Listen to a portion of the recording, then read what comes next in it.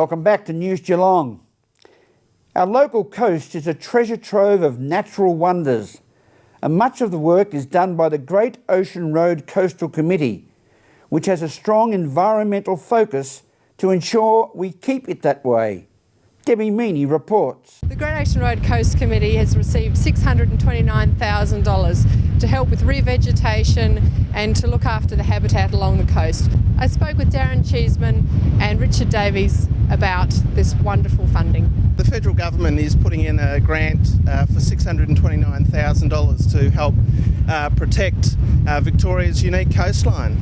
And it's what, 177 hectares? So this will go to preserving 177 hectares of coastal land across 13 sites, which is fantastic news for our region. There's huge pressure on the coast and the Commonwealth Government has recognised that by making funding available.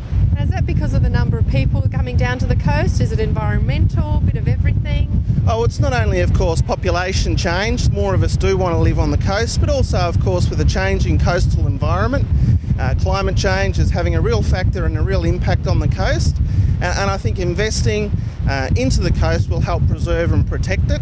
We've got a very unique coastal habitat that we do want to preserve. This funding will enable us to carry on our weed, vegetation control, pest control, and really enhancement of the precinct here for the next 4 to 5 years. It builds on the work our conservation team has already commenced over the last 18 months to 2 years, and so we've now got a long-term future for that team doing this important work along the coast.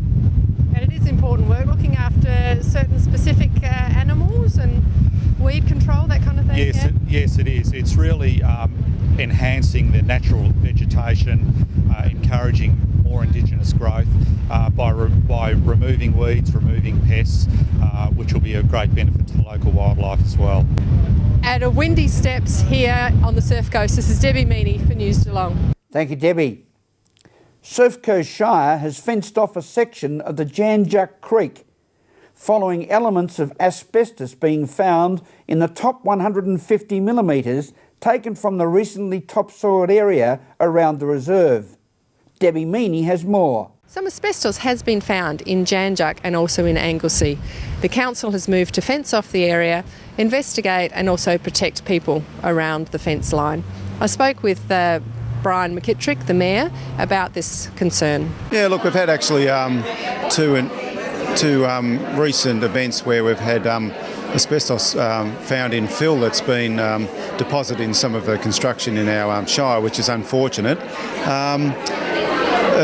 When it was discovered, the shire has immediately had it tested through the EPA and acted to ensure the safety of the community by barring off the area. It's very disappointing in regards to how that fill got into those locations. The shire is investigating that and working with the actual bodies who are involved to ensure we can establish why it happened, how it happened and how we can rectify it and rehabilitate the areas. And those areas were the Jan Juc Creek Park and also the Anglesey Skate Park. At this stage they were very small particles of asbestos. It appears to be they're non-fibrous, so they're not in the air. But I know a number of people in the community who had children in those playgrounds and skate parks were concerned. And an occupational hygienist has been involved in monitoring and cleaning up? Yes, they were engaged to ensure that we're aware of the extent of the asbestos to see if it was contaminating the soil, and when those findings come back we can then take the role to how to rehabilitate that area and remove that asbestos. And in regards to that, I'm concerned with how that asbestos actually came into the parkland itself and whether there's some regulations that can be undertaken to ensure when we do receive fill from contractors that there's some guarantee that it's from a asbestos-free site. At Jan Juc, this is Debbie Meaney for News Geelong. Thank you, Debbie. Run, jump, kick, get alive at Sports Alive, where you can get an adrenaline rush at the National Wool Museum this autumn. And the National Wool Museum in Geelong, the only Victorian venue for the science behind sport, as Debbie Meaney reports. Sports Alive is an interactive sports and science exhibition here at the Wool Museum.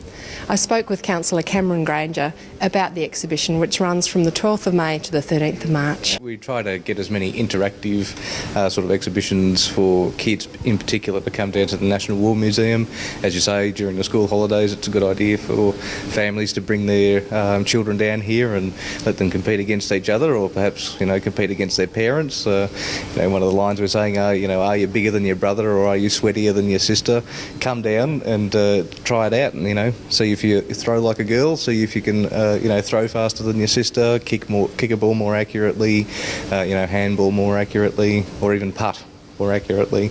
But as you can see in the background here, it's everything is supposed to be about looking at the science involved also in sport. So this one checks the amount of drag that you have when you're actually on a bike when you're going downhill or going uphill. So yeah, it's very interactive, should be a lot of fun. I'd imagine a lot of kids will get a lot of enjoyment out of it. I think there are about 8 sort of core sports that you're looking at here. So it's kicking a soccer ball, handballing a football, but also rugby passing, golf, throwing a tennis ball, see how fast you can throw a tennis ball, checking your balance, checking how well you ride a bike, and also how fast you can sprint. And the science and nutrition behind it as well, obviously, a key element there. Yeah, and that's about teaching kids, the younger the better, that sport and eating right is the best thing to be doing. So here it is interactive, it's learning whilst being fun. Excellent, and just in time, as we said, for holidays or on a weekend as well, so yeah, great to see that. Always plenty to see at the National Wool Museum, and as I say, actually get the kids interactive in this particular exhibition, so I hope lots of families do come down and enjoy it. At the Sports Alive exhibition at the Wool Museum, this is Debbie Meaney for News Geelong. Thank you, Debbie. By the way, Deb, hope you enjoyed your recent journey down to Cardinia Park. Don't forget, you can Twitter us on our Twitter account at NewsGeelong31 with your thoughts and comments. As after this break, we'll return with sport and weather here on our Friday edition of News Geelong.